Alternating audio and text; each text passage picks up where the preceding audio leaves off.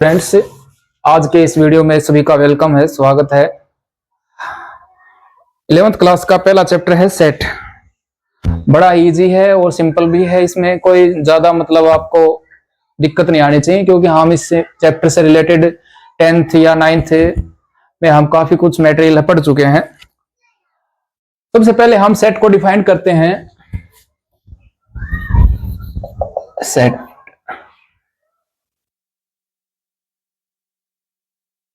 collection of a well-defined object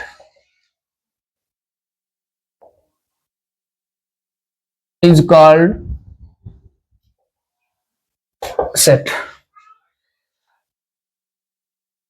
ये देखो, हमने बताया है सेट को डिफाइन किया है, collection of the well defined object is called sets. यहां आपको वेल डिफाइंड का मतलब ये होगा, जो भी हम कलेक्शन कर रहे हैं ऑब्जेक्ट्स का, उसको हमें क्लियर होना चाहिए, वो स्पष्ट होना चाहिए।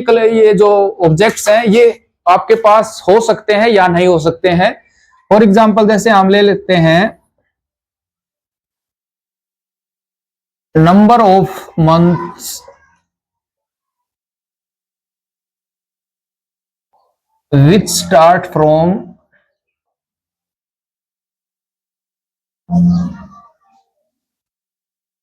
Alphabet G. अब हमने यहां क्या किया है, वो मंथ का एक कलेक्शन लिया है जो जे से स्टार्ट होते हो। जैसे आपके पास हो गया जनवरी,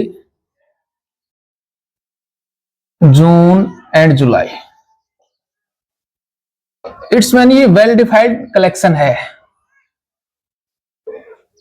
तो इसलिए हमने ये बताया था वेल डिफाइंड है वो क्या होना चाहिए, जो आपको क्लियर हो ये जो कलेक्शन हो सकता है या ना हो सकता हो। अगर हम दूसरा यहां से एक और ये पॉसिबल आपका कलेक्शन है,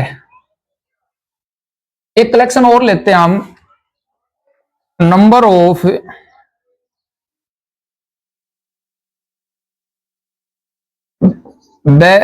बेस्ट बैट्समैन इन ए प्लेइंग 11 टीम। ये देखते हैं हम, यहां आपने क्या देखा, ये वर्ड है, ये आप कंफ्यूज कर रहा है, बेस्ट बैट्समैन। अब ये क्या होता है, पर्सन टू पर्सन वेरी करेगा, पर्सन टू पर्सन वेरी करता है। इसका मतलब ये हो गया, एक आदमी है वो बता रहा है अगर भाई ये बैट्समैन अच्छा नहीं है, दूसरा बता रहा है ये अच्छा नहीं है। इसका मतलब बहुत सारे हैं, जैसे एक बता रहा है राहुल द्रविड़ बेस्ट है और दूसरा इसको बेस्ट नहीं बता रहा है, तो इसका मतलब यहां कंट्राडिक्शन है। ये जो कलेक्शन है ये वेल डिफाइंड नहीं है। अब बहुत सारे हैं वर्ल्ड में, या इंडिया की जो टीम है, इंडिया में भी आज के टाइम में ये लगा के चलो 100 बैट्समैन ऐसे हैं जो अच्छे माने जाएंगे, लेकिन उसमें से अगर हम वेल डिफाइंड जैसे आपके पास कलेक्शन करते हैं 11 टीम्स का, तो वो आप निर्धारित नहीं कर पाएंगे यहाँ कौन सा अच्छा है कौन सा अच्छा नहीं है। तो इसलिए जो इसकी डेफिनेशन है, collection of well defined objects is called set, is called sets. तो इसका मतलब ये होगा, अब यहां से आपने जो डाटा लिया है वो ये होना चाहिए, ये सुनिश्चित करना है आप लोगों ने, ये जो डाटा है वो वेल डिफाइंड है या नहीं है, यानी कि वो स्पष्ट है या नहीं है, वो आपका परिभाषित किया जा सकता है या नहीं किया जा सकता है। अब हम क्या करते हैं,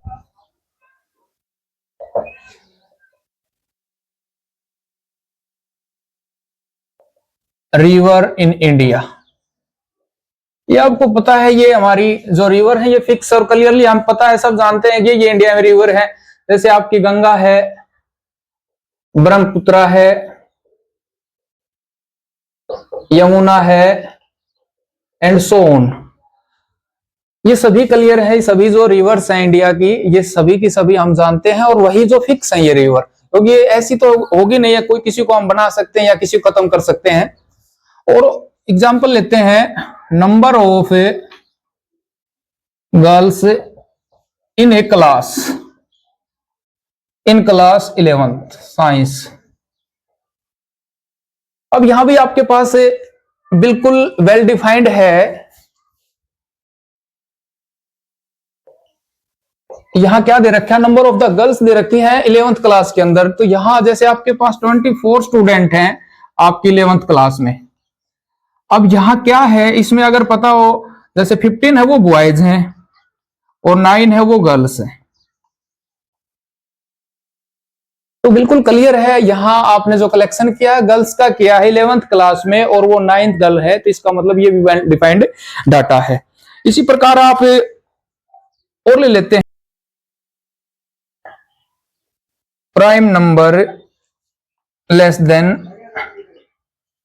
50। यहां आपने बताया है प्राइम नंबर है लेस देन 50 है, ये भी बिल्कुल क्लियर है। 50 है जो आपका नंबर, उससे जितने भी छोटे जो प्राइम नंबर है, प्राइम नंबर क्या होता है, जो खुद से और एक को छोड़कर किसी से डिवाइड ना हो। अब 2 है, 3 है, 5 है, 7 है, 11 है, एंड सो ऑन, और लास्ट में जैसे आपका आ गया 47। ये जो प्राइम नंबर है ये भी आपको क्लियर होना चाहिए, फिक्स है, क्योंकि ये वेल डिफाइंड ऑब्जेक्ट है।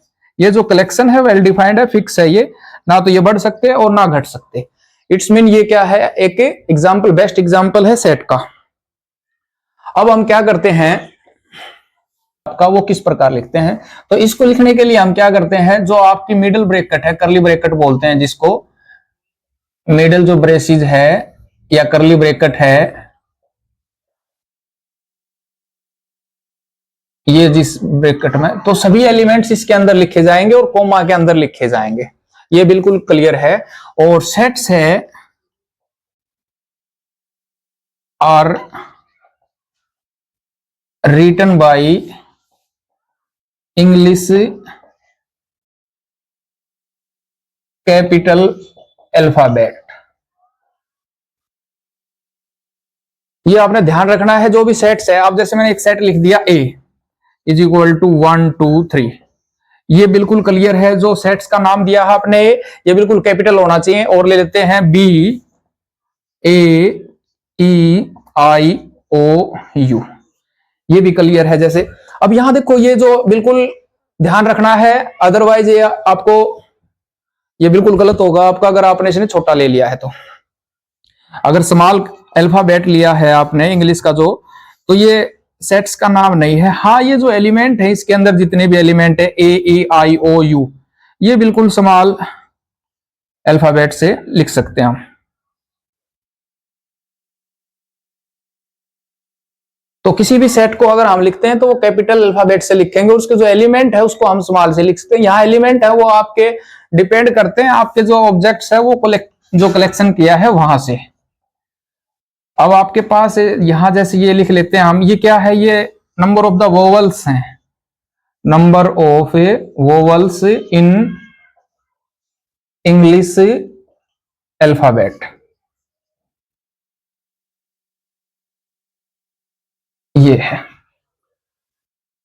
तो सेट को हम अगर रिप्रेजेंट करेंगे तो इस प्रकार से रिप्रेजेंट करेंगे, ये ध्यान रखना है आपने। अब देखो इसके टाइप्स आते हैं,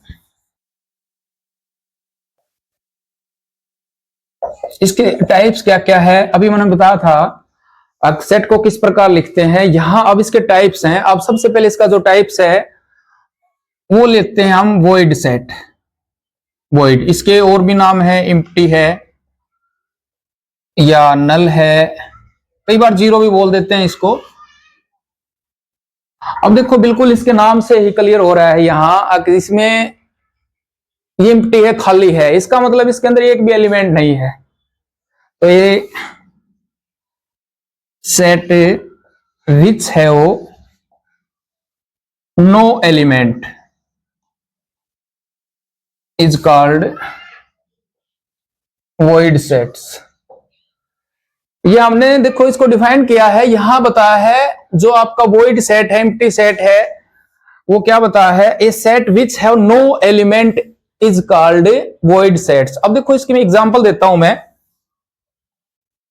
या एम्प्टी सेट या जीरो सेट। अब यहां आपने बताना है, एक ऐसा सेट बताना है जहां एक भी एलिमेंट ना हो। तो ऐसे आपके पास बहुत सारे एग्जाम्पल हो सकते हैं। अब देखो मैं जैसे दे देता हूं आपको, नंबर ऑफ मंथ्स या month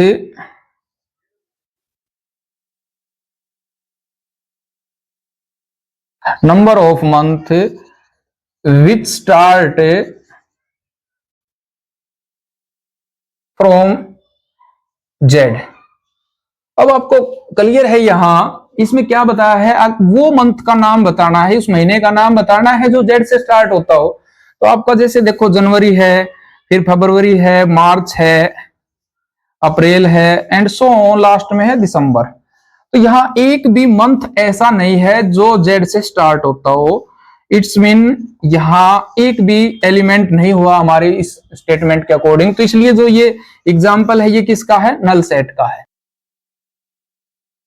N even prime number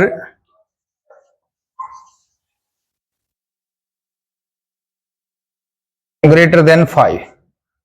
देखो स्टेटमेंट में बताया है एक प्राइम नंबर बताना है, वो इवन होना चाहिए और ग्रेटर देन 5। तो यहां देखो आपको क्लियर है, इवन नंबर तो अकेला 2 है जो प्राइम है। तो 5 से बड़े तो जितने भी आपके पास प्राइम होंगे सभी ओड होंगे, जितने भी नंबर होंगे सभी क्या होंगे, ओड नंबर होंगे। तो ये जो स्टेटमेंट है ये शो कर रही है ये एक वॉइड या एम्प्टी जो सेट है उसका एग्जांपल है। यहां आपको ये बताना पड़ेगा कि यहां एक भी एलिमेंट नहीं आया है इसकी अकॉर्डिंग टू दिस केस। अब यहां से आपको पता चलना चाहिए अब जो वॉइड है या एम्प्टी सेट है वो क्या होना चाहिए। इसका मतलब ये हो गया एक सेट है which have no elements is called void set. Generally क्या करते हैं हम इसको फाइव के द्वारा, इसको हम फाइव बोल देते हैं, या एक ब्लैंक करली ब्रैकेट इसके द्वारा रिप्रेजेंट करते हैं, ब्लैंक करली ब्रैकेट।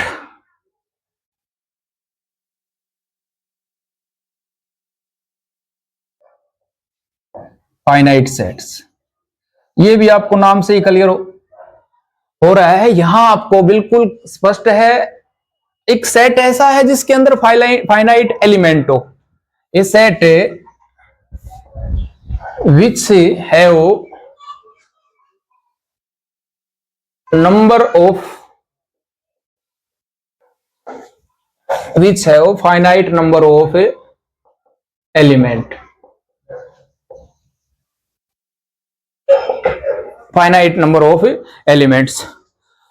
इसमें आपको बिल्कुल कोई सोचने की बात ही नहीं है, यहां बिल्कुल क्लियर है। आपके पास एक सेट है जिसके अंदर नंबर जो एलिमेंट है वो फाइनाइट है। तो यहां क्या हो जाएगा, collection of the month of a year, collection of a month of year.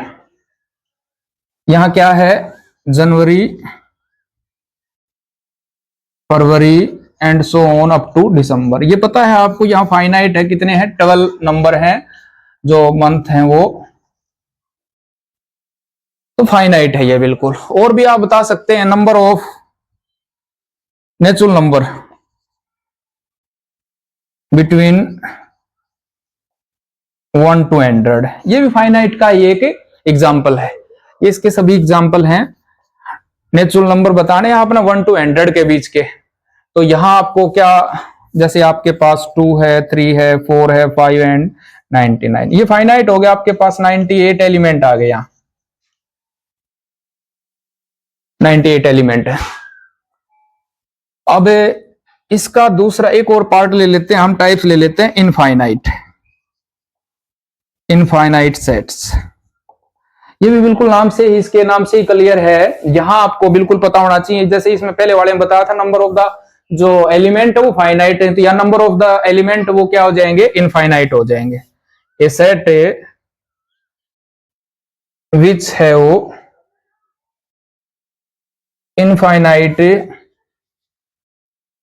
Number of element.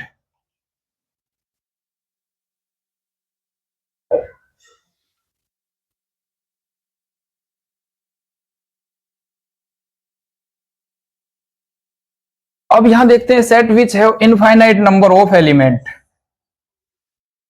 तो अब जैसे यहां एग्जांपल दिया मैंने, अब आपके पास इसका बेस्ट एग्जांपल है, एक मैं केस लेता हूं, x is such that x is equal to 3 raised to power n n belongs to natural number. यहां देखो एक सेट लिया हमने, एक x कोई एलिमेंट है, वो इस प्रकार x एलिमेंट है, ये जैसे ये ले लिया मैंने, एक सेट लिया a is equal to x, x is such that x is equal to 3 raise to power n, और n क्या आपका एक नेचुरल नंबर है।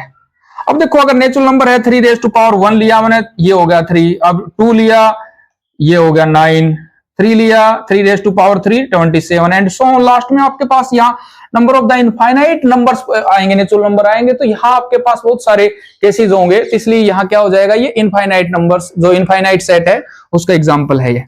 अब इसके एक दो और भी ले सकते हैं आप, जैसे आपके पास हो गया कलेक्शन ऑफ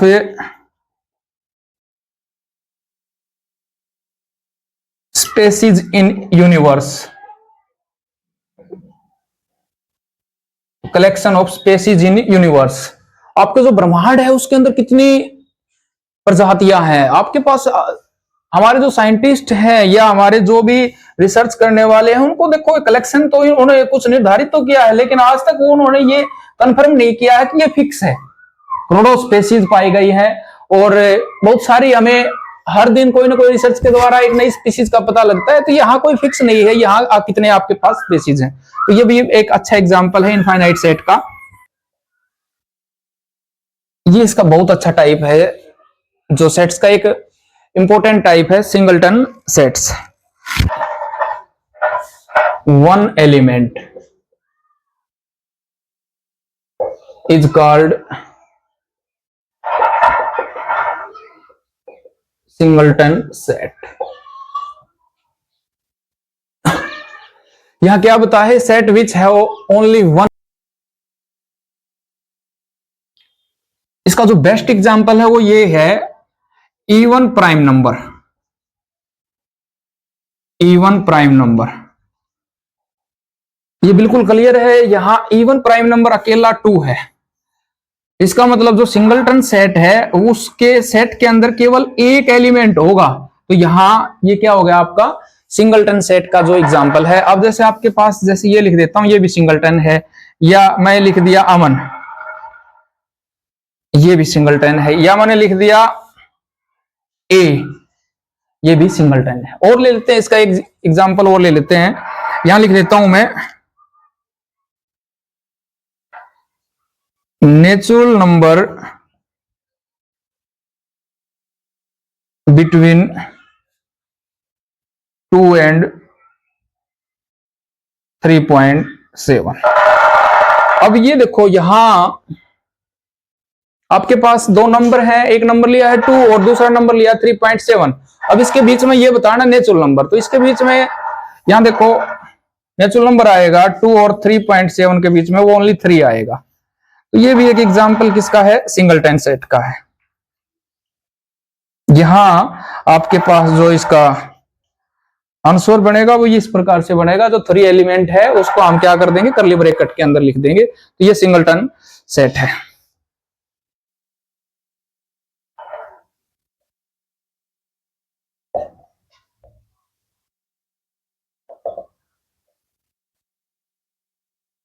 ये देखो स्टूडेंट्स, यहां हमने लिखा है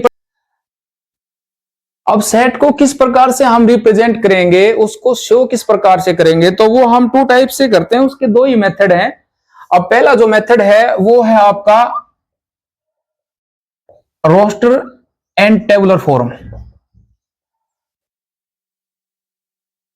और सेकंड जो इसका है वो है सेट बिल्डर फॉर्म। ये जो इसको रिप्रेजेंट करने के लिए, जो सेट है उसको रिप्रेजेंट करने के लिए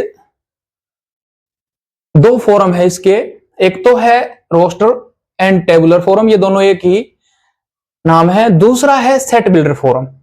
अब देखो, अब पहले वाला है जैसे ये लिया मैंने, रोस्टर और टेबुलर फॉर्म है, इसको किस प्रकार से हम डिफाइन करेंगे, roster and tabular form.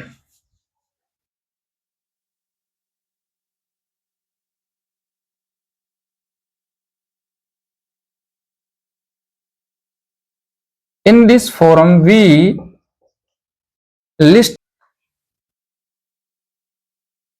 of the set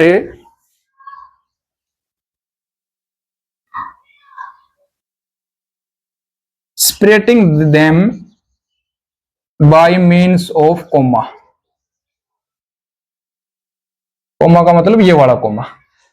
अब देखो इसमें क्या करना है, in this form we list all elements of set separating them by means of coma.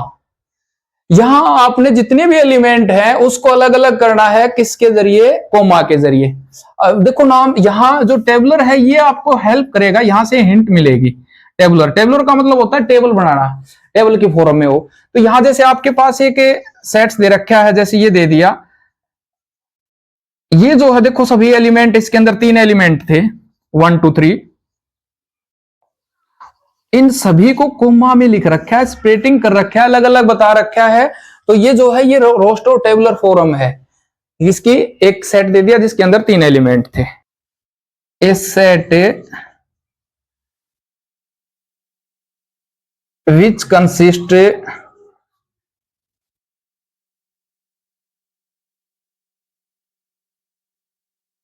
Factor of 60। अब आपके पास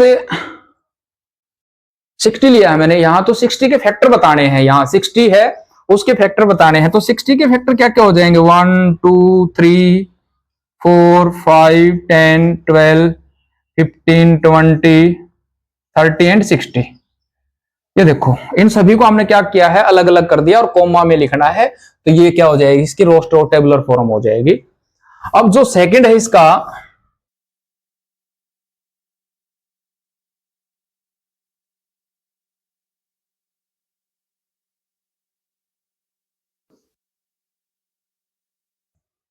ये जो सेट बिल्डर फॉर्म है इसको हमने किस तरह से बताया है, in this form instead of listing all elements. यहां देखो अभी जो रोस्टर फॉर्म में बताया था मैंने, उसमें क्या करना है, जो इसके एलिमेंट्स हैं उसको लिस्ट करना है बाय कोमा, लेकिन यहां ऐसा नहीं है। Instead of listing all element, सभी एलिमेंट को आपने लिस्टिंग नहीं करना है, यहां क्या करना है, we write the set by some special properties, यानी कि उसको हमने एक स्पेशल प्रॉपर्टी में बताना है, उसके लिए एक मेथड अप्लाई करना है, specified by all it's element, जो भी इसके एलिमेंट है। तो क्या लिखना है, जैसे आपके पास एक एग्जांपल देता हूं मैं, इस प्रकार से लिखना है, एक ए एलिमेंट है x, x is such that x belongs to px, इस प्रकार से आपने एक प्रॉपर्टीज लगा के ये बताना है। अब ये जो सेट बिल्डर फॉर्म है उसको हमने किस प्रकार से फॉर्म्ड करना है। अब यहां, अब जैसे मैं एग्जांपल देता हूं आपके पास, ये देखो मैंने लिख दिया 3 6 9 12 15 18 एंड सो ऑन, ये हो गया। ये आपके पास इनफाइनाइट सेट है और इसमें दे रखे टेबल दे रखी है 3 की, 3 6 9 12 15 18 एंड सो ऑन। अब देखो इसको हमने, अगर ये किस फॉर्म में दे रखी है, दे रखी है आपकी रोस्टर फॉर्म में। अब इसको मैं सेट बिल्डर फॉर्म में बना रहा हूं। सेट बिल्डर फॉर्म में क्या होगा, a इज इक्वल टू, यहां x को एलिमेंट है, x is such that x is equal to 3 raise to power and n belongs to natural number. ये देखो, तो ये प्रॉपर्टीज होगी। ये प्रॉपर्टीज क्या है, ये प्रॉपर्टीज आपने ये अप्लाई करनी है।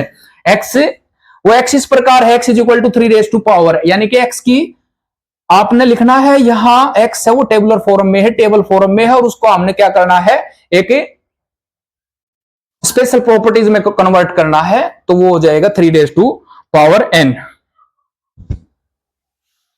अब यहां एक एग्जांपल और दे देता हूं मैं, एलिमेंट्स दे दी यहां आपके पास a e i o u, ये एलिमेंट्स लिए।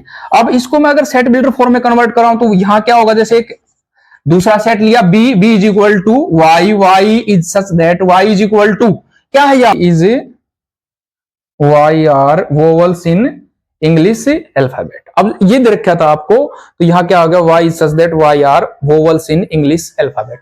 तो यहां आपको दो इसकी जो फॉर्म थी रिप्रेजेंट करने की सेट्स को, कौन कौन सी थी, एक तो रोस्टर फॉर्म थी और दूसरी कौन सी थी, सेट बिल्डर। अब रोस्टर में क्या था, उसको हमने कोमा के जरिए जितने भी एलिमेंट थे सभी को अलग लिखना था, और जो आपकी सेट बिल्डर है, सेट बिल्डर में क्या करना था, सभी को अपने प्रॉपर्टीज से लिखना है, आपको कोमा में नहीं लिखना था।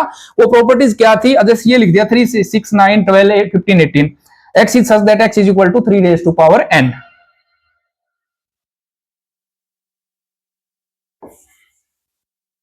अगला सेट लेते हैं हम इक्वल सेट। इक्वल सेट्स ये कौन से होते हैं, अब देखो यहां नाम है, नाम से बिल्कुल क्लियर आपको पता लग रहा होगा इक्वल सेट कौन से होते हैं। तो इक्वल सेट क्या होते हैं, आपके पास दो सेट हैं, two sets are equal, two sets are equal if A and B sets contain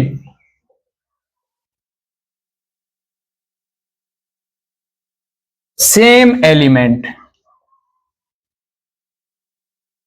ये देखो मैंने क्या बताया है, दो सेट इक्वल तब होंगे जब दोनों सेट्स A और B है वो बिल्कुल सेम एलिमेंट हो। जैसे आपके पास एक सेट लिया A B C और दूसरा बी लिया मैंने, तो आप इसमें ए बी सी लिख सकते हैं, आप इसको आप ये भी लिख सकते हैं ए बी सी बी, या ये भी लिख सकते हैं ए बी सी ए, या ये भी लिख सकते हैं ए बी सी। तो ये सभी देखो नंबर ऑफ द जो एलिमेंट हैं ए बी सी है, और इन सभी के अंदर जो नंबर ऑफ द एलिमेंट है यहां भी ए बी सी है। तो यहां देखो अकॉर्डिंग टू जो इसकी डेफिनेशन है, two sets are equal if A and B sets are contain same element. तो यहां आपने जो दोनों सेट हैं तभी बराबर होंगे, जो इसके अंदर एलिमेंट हैं सभी क्या होंगे, एक जैसे होंगे, इक्वल होंगे।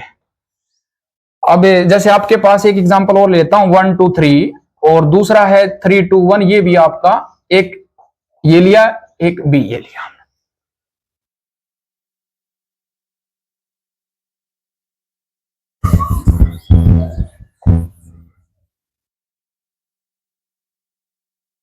अब इससे रिलेटेड एक टॉपिक और है, इक्विवेलेंस सेट, इक्विवेलेंस सेट्स। देखो यहां क्या होगा, ये भी इससे मिलता जुलता है, नंबर ऑफ द एलिमेंट यहां भी दो है in two sets A and B. क्या होगा यहां, both contain number of element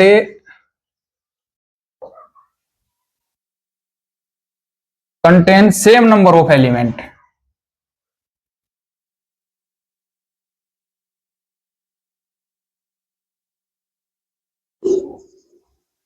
same number of elements।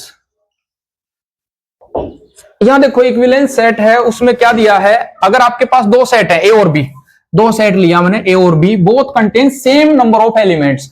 अब आपके पास एक सेट मैंने ए लिया, दूसरा सेट है बी लिया। अब यहां देखो 1 3 5 और यहां मैं लिख सकता हूं ए बी सी। अब इसके अंदर कितने हैं, तीन हैं, नंबर ऑफ द एलिमेंट्स कितने हैं, तीन है, यहां भी कितने हैं, तीन है। तो ये जो दोनों सेट्स हैं ये क्या हो जाएंगे, इक्विवेलेंस सेट हो जाएंगे। अब उसमें क्या बताया था, उसमें यहां 1 3 5, तो यहां भी 1 3 5 होना जरूरी है, लेकिन यहां ऐसा नहीं है। यहां क्या होगा आपके पास, अगर नंबर ऑफ द एलिमेंट्स है वो उसके। अब सबसेट्स क्या होता है, देखो अब जिसके आगे सब लग जाए तो इसका मतलब ये सोच लेना उसका पार्ट है ये, तो ये सेट का पार्ट है। इसको अब देखो सेट को हम उपसमुच्चय बोलते हैं, उपसमुच्चय, सॉरी इसको सबसेट को, और सेट को बोलते हैं हम समुच्चय, ये बोलते हैं। तो इसका मतलब इसका उपसमुच्चय, इसका मतलब जो सेट है वो क्या, एक दो यहां भी दो सेट लेंगे, और एक है वो उसके सभी जितने भी पार्ट बनेंगे, सेट बनेंगे, एलिमेंट बनेंगे, वो दूसरे के अंदर कंपलसरी है। अब आपके पास जैसे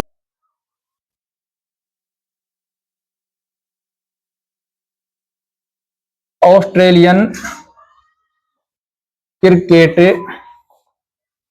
प्लेइंग 11 टीम, प्लेइंग 11 टीम, और यहां लिख दिया हमने सेट ऑफ ऑस्ट्रेलियन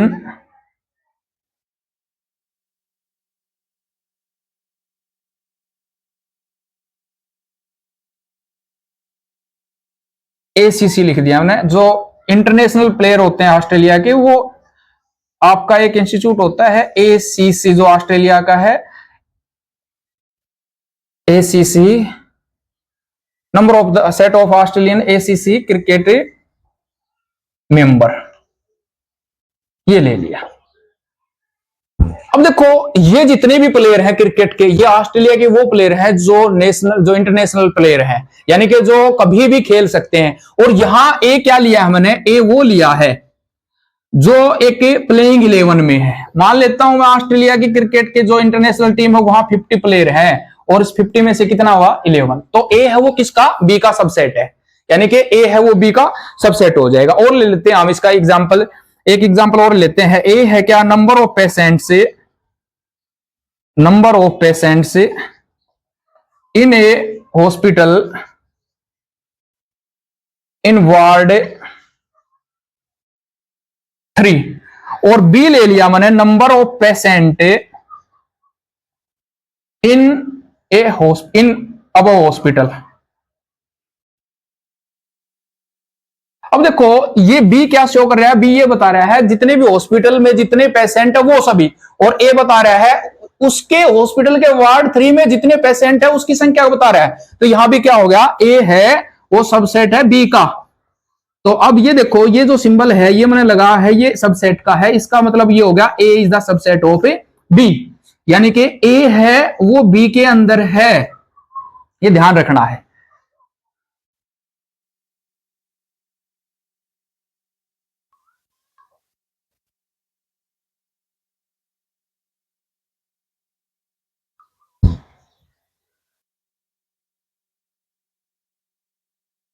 यहां देखो मैं इसको डिफाइन किया है, the set A is said to be subset of B.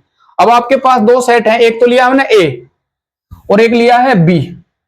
अब यहां देखो the set A is said to be subset of B if every element of set A, यानी कि ए के जितने भी एलिमेंट है is also element of B. अब वो बी का होना जरूरी है। अब जैसे मैंने लिया ये 1 2 3 और बी ले लिया मैंने 1 2 3 4, तो इसके सभी एलिमेंट बी में है, तो A is the subset of B, या बी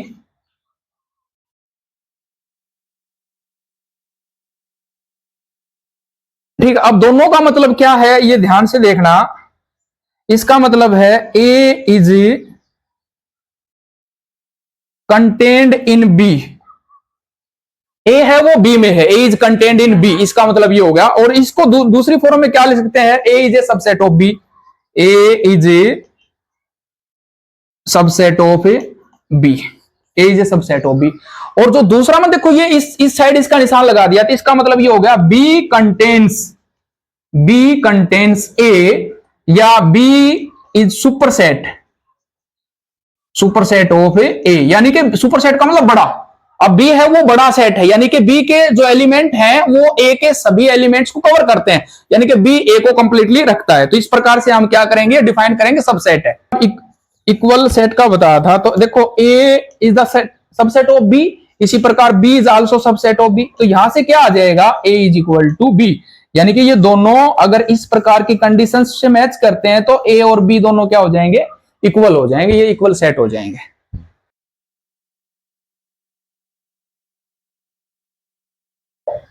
प्रॉपर सबसेट, ये भी एक अच्छा टॉपिक है। यहां क्या बताना है देखो,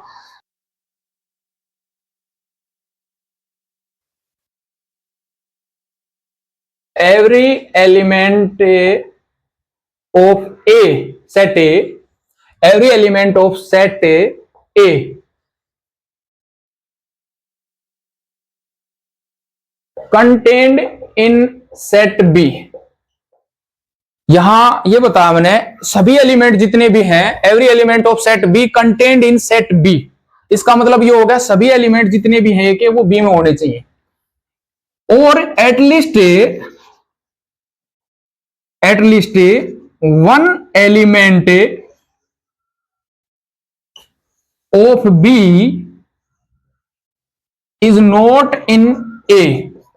यहां देखो ये बताया है अब इसके ए के सभी एलिमेंट बी में होने जरूरी हैं, और जो at least one element of B, यानी कि कम से कम बी का एक एलिमेंट ऐसा होना चाहिए जो ए में नहीं है। तो यहां से ये क्लियर हुआ है।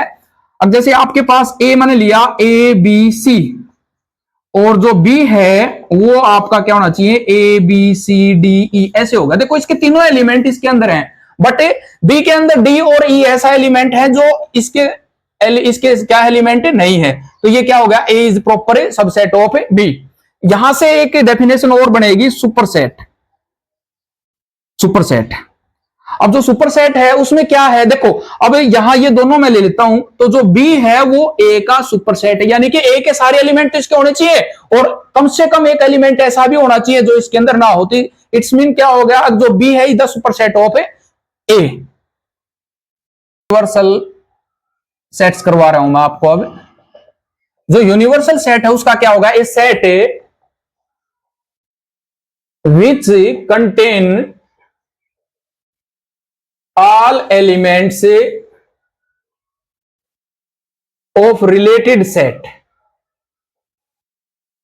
ये देखो यहां क्या बताया है, एक सेट बनाना है जिसके अंदर क्या होगा, सभी एलिमेंट होने चाहिए जो उससे रिलेटेड सेट में है। फॉर एग्जांपल मैं आपके पास यहां 2 या 3 देता हूं, एक दिया मैंने 1 2 3, एक बी और ले लिया मैंने पी क्यू आर, एक सी लिया ए बी 1 2 3 4, ये लिया। अब ये 3 सेट हैं, अब यहां से यूनिवर्सल सेट बनाना है तो इसको हम कैपिटल यू से लिखेंगे।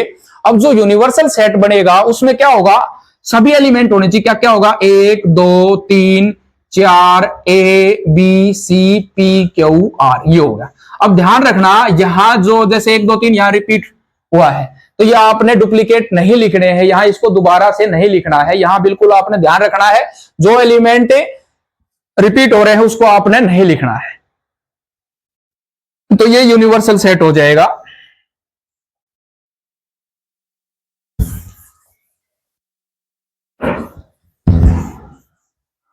अब इस चैप्टर का एक जो मेन टॉपिक है वो है वेन डायग्राम। वेन डायग्राम है between sets can be visualized by diagram।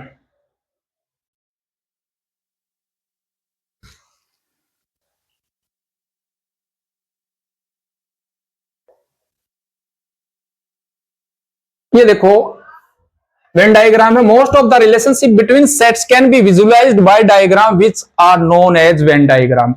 यानी कि मोस्ट ऑफ रिलेशनशिप यानी कि बहुत सारे रिलेशनशिप बनेंगे अलग अलग सेट्स के बीच में और उसको आपने बताना है डायग्राम के जरिए। तो वो किसने बताया था, एक इंग्लिश का एक ब्रिटिश कोई मैथमेटिशियन था, ब्रिटिश मैथमेटिशियन था जॉन वेन, इसने बताया था ये। अब यहां देखो यहां क्या बताया था, एक रेक्टेंगल लिया इसने, ये यूनिवर्सल सेट का काम करेगा। अब जैसे ये लिया ए और ये लिया बी, अब मैं 2 ले लेता हूं। अब जैसे आपके पास ए है, नंबर ऑफ एलिमेंट या number which is divisible by 5 less than 30, और बी लिया मैंने नंबर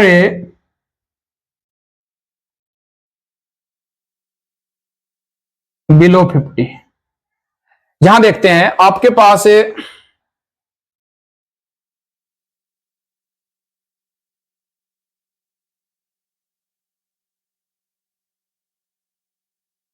मैंने 2 एग्जांपल लिए हैं, number which is divisible by 5 less than 30 और दूसरा लिया बी प्राइम नंबर बिलो 10।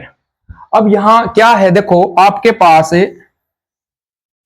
एक ए लिया है सेट, उस ए के अंदर क्या दिया है, जो 5 से डिवाइड होते हो, 5 से डिवाइड होते हो, और वो नंबर क्या होना चाहिए, तो 5 10 15 20 25 ये होना चाहिए। ठीक है, लेस देन बोला है, लेस देन इक्वल टू बोल देता तो क्या हो जाता, 30 और आ जाता।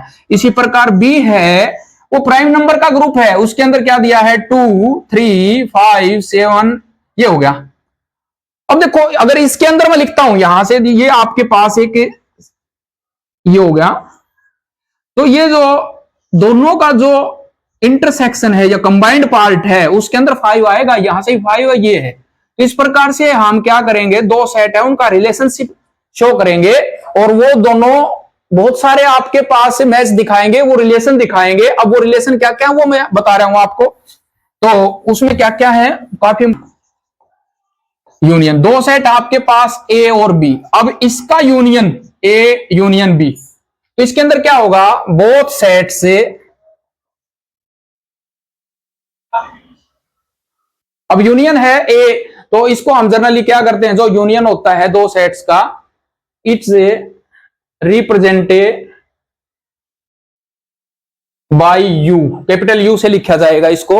और इसमें क्या दे रखा है आपको, ये ध्यान रखना है, यहां आपको ये बता रखा है ए यूनियन बी में, तो यहां जो रिलेशन बनेगा वो क्या होगा, दोनों के वो एलिमेंट होंगे, इसमें दोनों के वो एलिमेंट होंगे जो दोनों में है लेकिन रिपीट ना हो। अब जैसे आपके पास ए है 1 2 3 4 5 6 और बी है, वो लिया मैंने 2 3 4 5 6 7, ये लिया।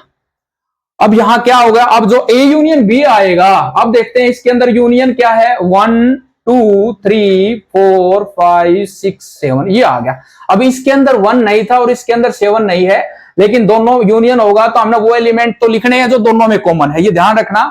तो सभी एलिमेंट जो कॉमन है वो तो लिखने ही लिखने हैं, अब जो बच गया वो भी लिखना, यहां से 1 और रिपीट नहीं करना है, दोबारा से हमने जो कॉमन एलिमेंट है वो दोबारा से नहीं लिखने हैं, ये बिल्कुल क्लियर आपने ध्यान देना है। अब इसका जो दूसरा पार्ट है वो है इंटरसेक्शन का। अब यूनियन है, यूनियन को मैं देखो इसका एक दूसरा फॉर्म बोल सकता हूं, ये एलसीएम के नाम से है। एलसीएम जैसे हम 5th क्लास से निकाल 6th क्लास से निकाल रहे हैं एलसीएम, तो अब जो एलसीएम है, एलसीएम में क्या होता था, हम दो या आपके पास 3 जो टर्म्स होती है, नंबर होते थे, उसमें क्या कर देते थे हम, अब आपके पास जो उसके फैक्टर करते थे, वो फैक्टर जो तीनों में कॉमन वो तो हम लिखते थे, उसके बाद जितने बचते हैं उससे मल्टीप्लाई कर देते। सेम बिल्कुल वही टॉपिक है यहां भी, इसमें क्या है, जो एलिमेंट्स कॉमन थे वो तो लिखने ही है, उसके बाद जो आपके बच गए वो भी यहां लिखने हैं। अब दूसरा जो इसमें है वो है इंटरसेक्शन। अब यूनियन को हम इस प्रकार से लिखेंगे और दूसरा है इसका इंटरसेक्शन। इंटरसेक्शन में क्या होगा, ए इंटरसेक्शन बी, ये जैसे वो एलसीएम को शो कर रहा था, ये किसको करेगा, एचसीएफ को। दो सेट ऐसे लेने हैं इंटरसेक्शन में, ए इंटरसेक्शन बी। अब दोनों में जो कॉमन आएगा, एचसीएफ क्या होता था, 2 नंबर आपने वो लेने हैं जहां उसके फैक्टर करने के बाद वो दोनों के अंदर जो कॉमन आएंगे वो लेने थे। अब इसी प्रकार यहां क्या करना है, ए इंटरसेक्शन बी। अब देखो मैंने यही लिया है ए, अब इन दोनों में कौन कौन कॉमन है, 2 है 3 है 4 है 5 है 6 है, ये है। तो ये यूनियन इंटरसेक्शन का काम करेगा। ये किसका काम करेगा, ये इंटरसेक्शन का काम करेगा। अब इसका एक टॉपिक और है, complement of set. Complement of set,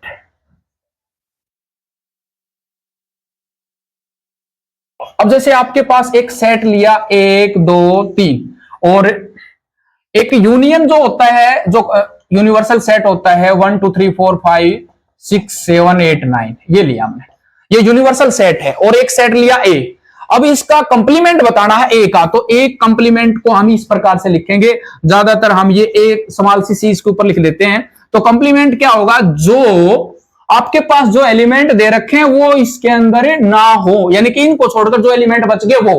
तो अब क्या हो गया, क्या क्या बच गया आपके पास, 4 5 6 7 8 9, ये कंप्लीमेंट ऑफ सी है, यानी कि वो एलिमेंट जो ए के अंदर नहीं है यूनिवर्सल सेट में, वो इसका कंप्लीमेंट हो जाएगा।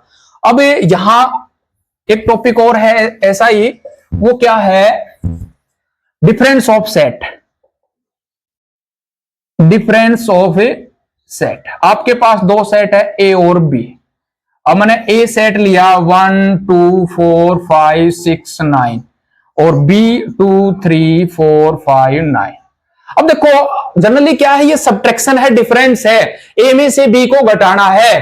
अब जो बी के एलिमेंट है जो इसके अंदर हैं उनको हटा दो, ठीक है ना। तो इसको हम क्या लिखेंगे, ए माइनस बी, यहां क्या हो जाएगा 1, अब 2 है तो 2 हट गया, 4 है 4 भी हट गया, 5 है 5 भी हट गया, 6 नहीं है 9 भी हट गया, तो इसका मतलब ये होगा a माइनस बी 1 और 6। इस प्रकार से आपने डिफरेंस ऑफ सेट्स करना है।